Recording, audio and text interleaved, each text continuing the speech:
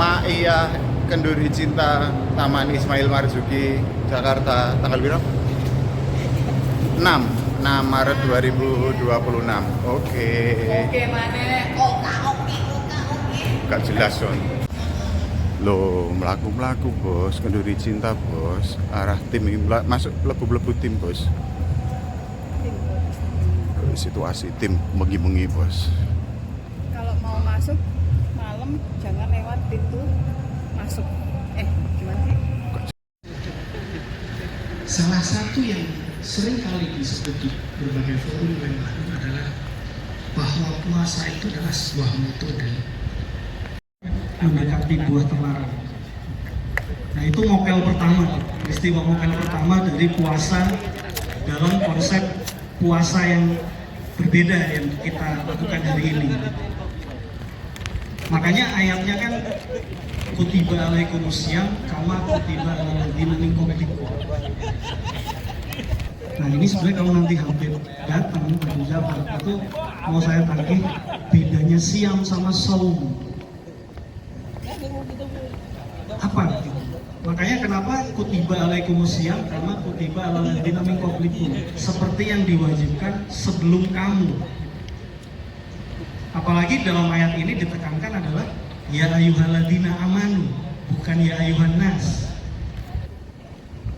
Nah, beriman ini kan beriman kepada Tuhan sudah pasti, meyakini adanya Tuhan. Dan sudah pasti kita tahu bahwa umat sebelum Nabi Muhammad pun ada ibadah puasanya sendiri. Kayak misalkan tadi saya sampaikan di depan, Nabi Adam dulu ya ada puasanya. Seperti tadi Allah menekankan jangan mendekati pohon terlarang itu. Nah, itu puasanya Nabi Adam. Ternyata tergoda sehingga akhirnya mokel di situ. Coba kalau Nabi Adam nggak mokel, kita masih di surga, ya. Nggak mikirin Trump sama Netanyahu gitu ya, nggak pusing, nggak ada kacil. Ya. Tapi sudah pasti itu sudah diskenariokan oleh Allah gitu ya, sehingga semuanya ini sudah perjalanannya sampai hari ini, sampai ke depan segala macam itu sudah diatur sedemikian rupa. Nah, tadi Mas Mizani di awal mengangkat bahwa tema ini adalah diangkat dari bukunya Mbah Nun yang berjudul Tuhan Pun Berpuasa. Memang Kenduri Cinta itu sejak lama menekankan bahwa jangan sampai tema yang kita angkat pada diskusi setiap bulan itu lari atau keluar dari tulisan-tulisannya Mbah Nun. Nah, buku Tuhan Pun Berpuasa itu bagi saya buku yang sangat mendalam pemahaman tentang puasa. Karena Mbah Nun di situ menulis puasa tidak sekedar tentang menahan hawa nafsu, tidak sekedar menahan makan, minum gitu. Lebih detail lagi dari itu. Kalau teman-teman pernah membaca buku itu. Makanya tadi Mas Karim di sesi sebelumnya kan ngomong, emangnya kita suka puasa? Kan kalau kita nanya ke hati kita, nggak enak lah puasa. Enak makan, enak minum, enak melampiaskan. Lebih enak mana melampiaskan daripada mengendalikan? Kita akan lebih milih melampiaskan pasti. Seandainya hari ini kita punya uang 1 miliar misalkan, itu akan milih yang mana? Disedekahkan sebagiannya atau untuk buat seneng-seneng? Lebih mana proporsinya? Dari perumpamaan itu saja, itu kita bisa langsung menarik benang merah bahwa puasa dalam diri kita. Ketika kita kaya raya, kita akan lebih senang melampiaskan atau mengendalikan. Ketika kita mendermakan uang untuk hal-hal yang baik, maka itu kita dalam rangka mengendalikan.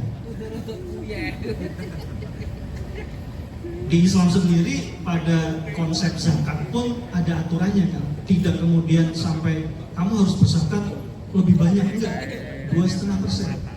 Barriernya di Islam. Tapi apakah kita akan mendermakan 2,5% saja? Kan tidak. Ada konsep sedekah, ada konsep infak dan lain sebagainya. Artinya untuk berbuat baik tidak hanya pada hal yang diwajibkan saja. Sama halnya dengan puasa, kita diperintahkan untuk puasa. Ketika bulan puasa, bulan Ramadan, puasa itu hukumnya wajib. Esensi dari ibadah adalah kenapa diwajibkan? Ya karena kita nggak suka, karena kita nggak terbiasa, kita nggak mau melakukan itu, kita nggak suka melakukan itu, maka Allah mewajibkan kita untuk berpuasa. Dari 12 bulan dalam 1 tahun, kita diwajibkan dalam 1 bulan untuk masuk ke laboratorium Ramadan, berpuasa selama 1 bulan. Pelajaran dasarnya itu menahan makan, minum, dan hawa nafsu. Pada satu mayahan Mbah Nun menjelaskan kenapa kok dasarnya itu dari menahan makan dan minum. Karena menurut Mbah Nun, manusia nalurinya dari awal itu adalah makan dan minum. Bayi yang baru lahir, kenapa dia nangis? Karena dia lapar. Dia butuh asupan ASI dari ibu. Begitu kita dewasa berkembang, lapar kita berbeda, haus kita berbeda. Bukan hanya tentang makan, bukan hanya tentang nasi, bukan hanya tentang minuman dan sebagainya. Lapar kita bisa berupa uang, bisa berupa jabatan, bisa berupa posisi, materi, dan lain sebagainya. Kedudukan di masyarakat, posisi di kantor, dan lain sebagainya. Itu jenis lapar-lapar yang kita hadapi ketika kita sudah semakin dewasa. Dan inti dari puasa, tadi yang Mas Karim juga tekankan, bahwa kita agar memahami batas kita. Karena dengan puasa kita mampu mengendalikan diri kita. Kapan harus kita berbuka? Kenapa kok di puasa kita harus berpuasa dari terbitnya matahari, kemudian baru boleh makan ketika tenggelamnya matahari? Ada batas di mana kita memang harus berpuasa. Pun ketika kita berbuka, apakah iya kita melampiaskan? Kayak tadi di awal Mas Mufti menggambarkan bagaimana fenomena berbuka puasa kita hari ini. Sore-sore takjil gitu ya, belanja sebanyak itu. Gitu. Apakah ketika azan maghrib berkumandang terus sebanyak itu pula yang kita makan? Ternyata kan tidak. Rasulullah saja sudah mencontohkan bahwa berbuka puasa cukup dengan 3 biji kurma, 3 buah biji kurma, dan air putih. Dan itu memang benar-benar cukup. Karena setelah itu kita masih melanjutkan sholat maghrib, sholat isya, taraweh, dan seterusnya. Sampai ketemu lagi waktu sahur lagi.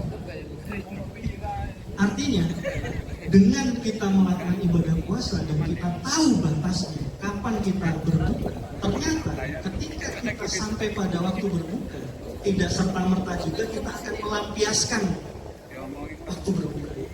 Ada batasnya. Oke lah, mungkin cuma 3 kurma kalau kita ya Mas Karim, ada gorengan gitu ya, ada bubur kacang hijau, ada kolak, pisang, dan sebagainya. Tapi kan tidak mungkin sebanyak itu juga. Pada akhirnya perut kita juga punya batasnya.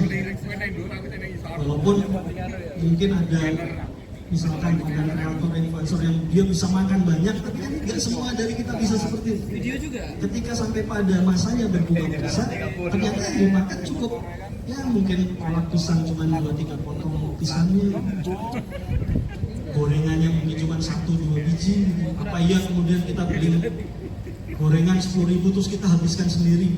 Kan tidak.